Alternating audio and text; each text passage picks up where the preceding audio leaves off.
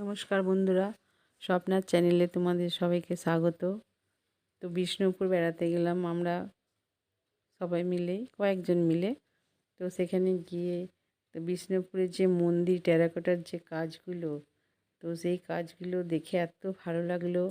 অনেক জায়গাতেই অনেক মন্দিরের কাজ দেখেছি, তো টেরাকোটার যে কাজ মানে কয়েক ইঞ্চির মধ্যে মানে সম্পূর্ণ কাজটা নিখুঁতভাবে, এত অপূর্ব কাজ, মানে খুব ভালো লেগেছে।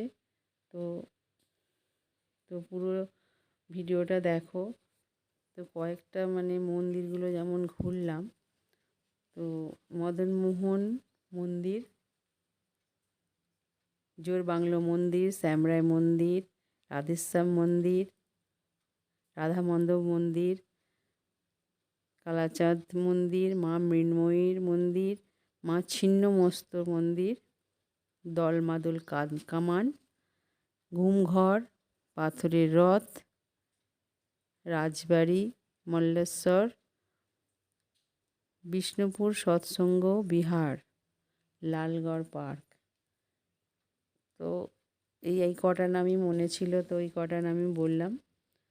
তো প্রত্যেকটা মন্দিরের কাজ খুব ভালো লাগছে, খুব সুন্দর লেগেছে দেখতে, আমাদের সকলের খুব ভালো লাগলো। তো আমাদের প্রতিটা মন্দিরের ছবি আমি খুব সুন্দর তুলেছি, দেখো খুব ভালো লাগবে, আমার তো খুব ভালো লাগছে। তো ওখানে মাটির পুতুল, মাটির ঘোড়া, এসবগুলো, আরও মাটির দুল, হার কানের সব কিছু, মানে মাটির সমস্ত জিনিস বিক্রি হচ্ছিল।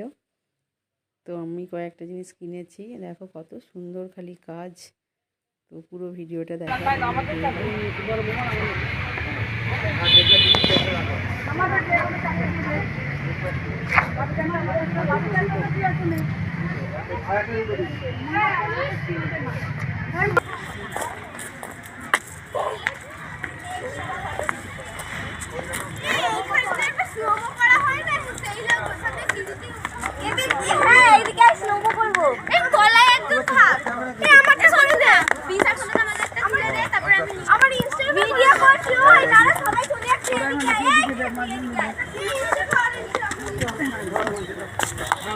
সবাই একটু আস্তে আস্তে হাঁটবে। হ্যাঁ,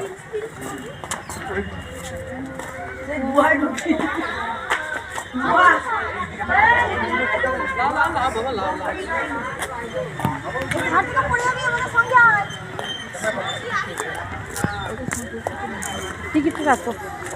এইটা কি মন্দির? রাসমঞ্চ। ও রাসমঞ্চ, রাসমঞ্চ। আচ্ছা, আমরা রাসমঞ্চে ঢুকছি, দেখো কি দারুণ।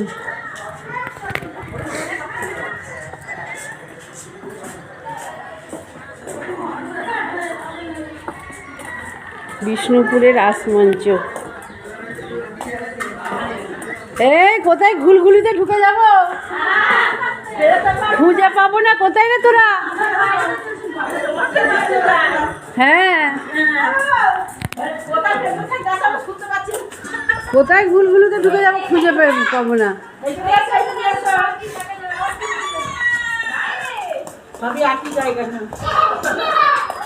বাবারে ঘুলঘুলিয়া,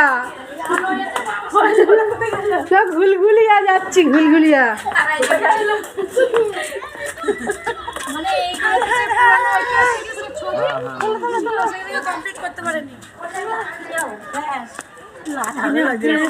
লাঠি নিয়ে আসেনি কেন? লাঠি নিয়ে চলি না, লাঠি নিয়ে আসতে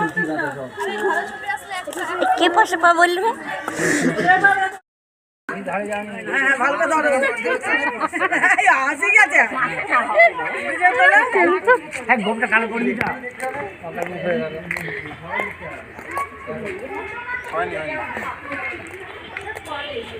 আসছে টাচ করে দিই।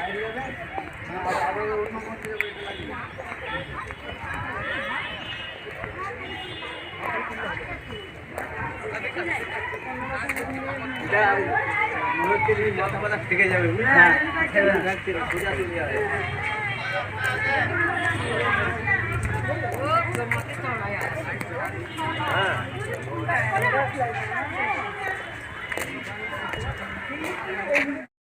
চলে এসেছি বিষ্ণুপুরের শ্যামরাই মন্দির।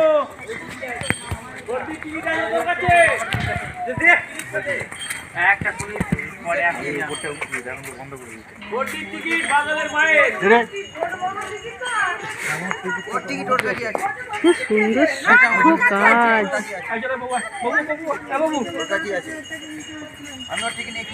এ বাপরে, কি ছোট ছোট করে কি সুন্দর কাজ গো।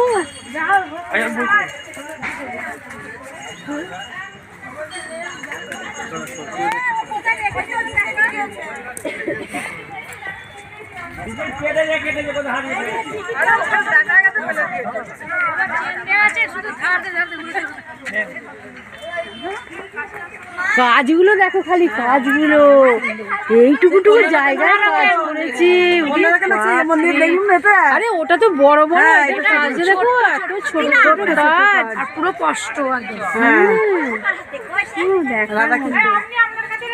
আমার ছেলে বলে আমরা কি দিয়েছে নেয়নি টিকিট।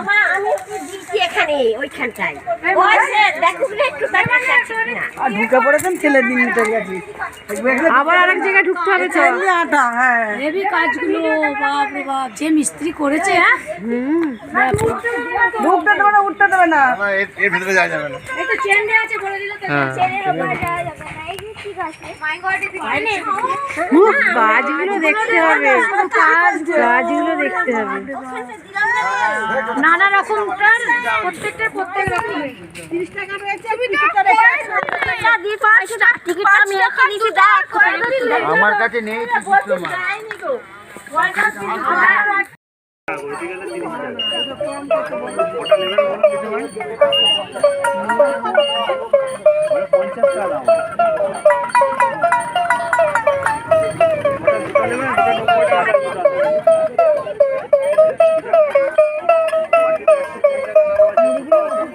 দেখি দিদি বলে কি বাজাচ্ছে, ওটার দাম কত জিজ্ঞেস করি।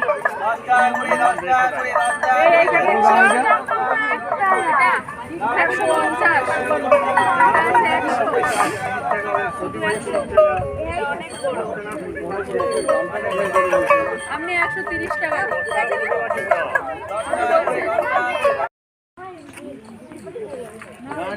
জোর বাংলা মন্দির বিষ্ণুপুর।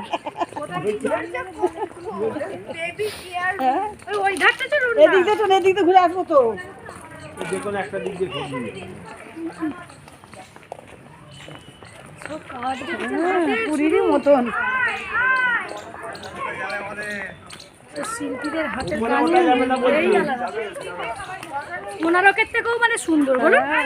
একই ডিজাইন। আমার ছেলে বারবার বলেছে ভালো করে ছবিগুলো তুলে নিয়ে আসবে। বাবু ছবিগুলো কোন না রে? বাবু কোন? জোর বাংলা মন্দির। ঢুকিনি তো। বাবু জোর বাংলা, জোর বাংলা।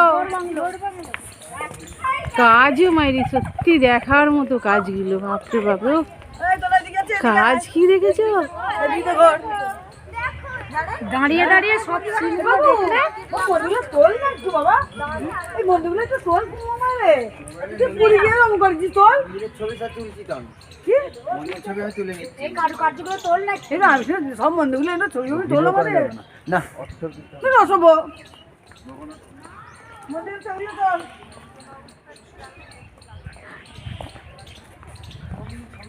কোনো প্লাস্টার নেই, কিছু নেই, কি দারুণ লাগছে না দেখতে। কত ঝড় বৃষ্টি। হ্যাঁ, এগুলো হচ্ছে মাটির তৈরি, সমস্ত মাটির। হ্যাঁ, মাটির তৈরি সব। সেট করেছে। আর যখন জেলখানা ওই কিছু পড়ে গেছে, এই যে এইখানে এমনি ঘিরে জেলখানা। তুই মার কথা এই জায়গাতে এইগুলো অত তোলা কি আছে, খালি মেমোরিগুলো। আমরা চলে এসেছি রাধাশ্যাম মন্দিরে।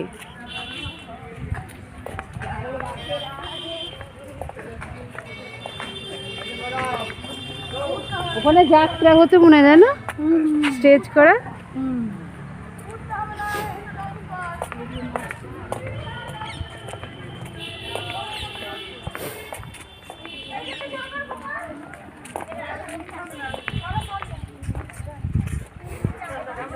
এসব যেন দেখে তৃপ্তি হচ্ছে না, বলো। এটা কি যাত্রা হতো নাকি? এটা গ্রিন রুম, এটা গ্রিন রুম গো, এটা গ্রিন রুম যাত্রার। ওই যে স্টেজ, এই যে স্টেজ, এই যে এখান দিয়ে এসে এসে এটা গ্রিন রুম। হ্যাঁ, আমরা চলে এসেছি রাধাশ্যাম মন্দিরে।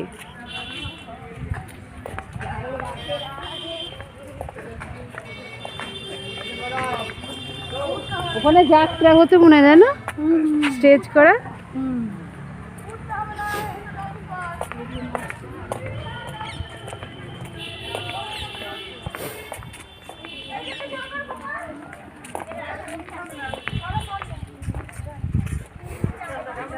এসব যেন দেখে তৃপ্তি হচ্ছে না, বলো। এটা কি যাত্রা হতো নাকি? এটা গ্রিন রুম, এটা গ্রিন রুম গো, এটা গ্রিন রুম যাত্রার।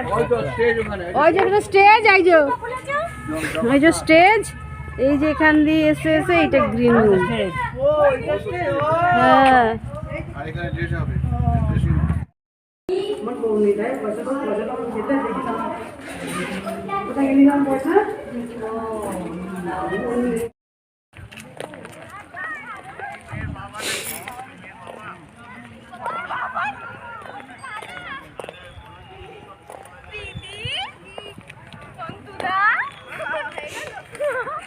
কি হয়েছে রে?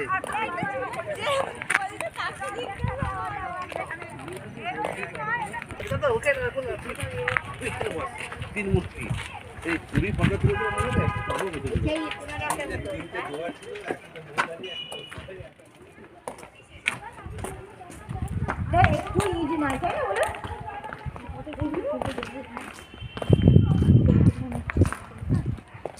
সব মঞ্চ করা রয়েছে, দেখেছো সব।